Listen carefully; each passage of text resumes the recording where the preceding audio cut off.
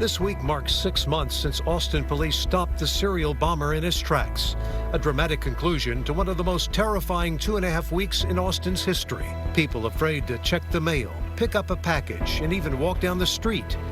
In the end, Austin police say Mark Conditt planted 5 homemade bombs that killed 2 people and injured 5.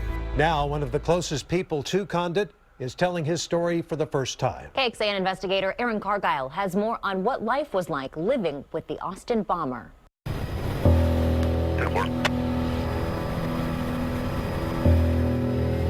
Look for the laser. As police were closing in on Mark Conditt's SUV. All right, Van's made contact with him. The 23-year-old got an explosion inside the vehicle. took his life with one of his own bombs. Hours before, the FBI was trying to figure out if he had been working alone and zeroed in on Conditt's roommates. They handcuffed me like that, and I was sitting down like this, and then they took my phone away. Collin Thomas took me back to the spot where he was detained. It's a block away from the house he was renting with Conditt and another young man also taken in for questioning.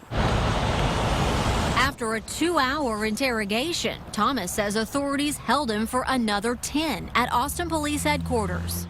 They kept asking me about my roommate multiple times, and I kept thinking it's got to be a mistake. Thomas had been living with Conditt for just 6 months and says they met through mutual friends.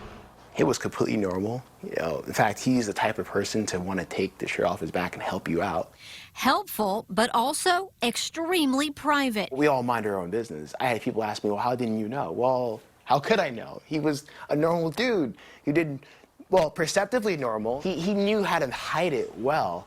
He says Conditt always kept his bedroom door locked, except once when Thomas was moving in. He liked to tinker with a lot of computers. He told me he built his own server. So I see all these wires going into his room, and it's like, oh, that's pretty cool. A man was killed in an explosion. A 17-year-old boy died. We are having innocent people getting hurt across this community. Authorities say a woman has life-threatening injuries after a 3rd explosion on. Police believe they are dealing with a serial bomber. If you see something that's out of place, do not handle it, do not move it, do not touch it. Call us. Thomas says he learned about the bombings like everyone else and keeps thinking back to a conversation he says Conditt initiated in their living room. Yeah, I come home and I'm sitting on the couch, and he was talking with my other roommate. They were talking about the bombings that were going on, and it was scary. And my roommate asked me, are you not afraid? And this is what I think might have saved our lives. Mark, the bomber, looked at me, and I said, no, I'm not afraid, because you can't let the bad guys win, because that's what they want. He started accusing me of these things, the bombings. So Mark started accusing you of being the bomber? This is when I came in, like, no, I'm not the person doing it. But I can tell he was looking for a reaction, and I just said, I'm not afraid. Where was your room in connection with Mark's room? My room was 3 feet away from his door. 3 feet away. And where was he making the bombs? I think he was making his room. Honestly, I don't think they probably done it anywhere else. And that's what scared me, after the fact, that I could have died. One little mistake, boom. It all been over. Thomas has been struggling with post-traumatic stress disorder and is still full of anger since learning who his roommate really was. The fact that he can sit and smile knowing that he killed people. The fact that he can pretend that, be a friend when he's really doing what he was doing in his room the entire time, that's what I'm angry about. I mean, I'm glad he's dead, let's be honest. People like that don't need to be living in our world. Can't let them win.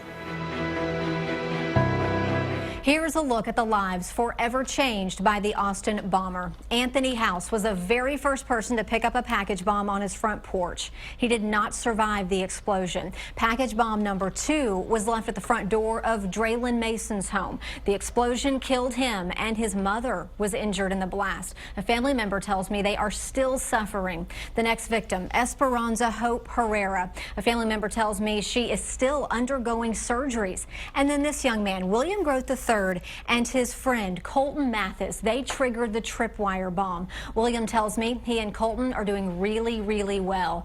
Something else that's still not clear, the bomber's motive. Why did he do it? And we understand that the FBI still has a limited number of interviews they want to conduct. That's right, Robert, and they still have some DNA evidence to evaluate, along with phone and computer records. There's also been a wait for the grand jury to clear the officers who were involved in that final takedown. That happened earlier this month. What about that recorded confession that he made? That still hasn't been released, right? That's right. APD is still trying to decide if they want the public to hear it. It's a 25-minute recording. The police chief fears it could do more harm than good, and they worry it could better educate someone who might consider doing this in the future.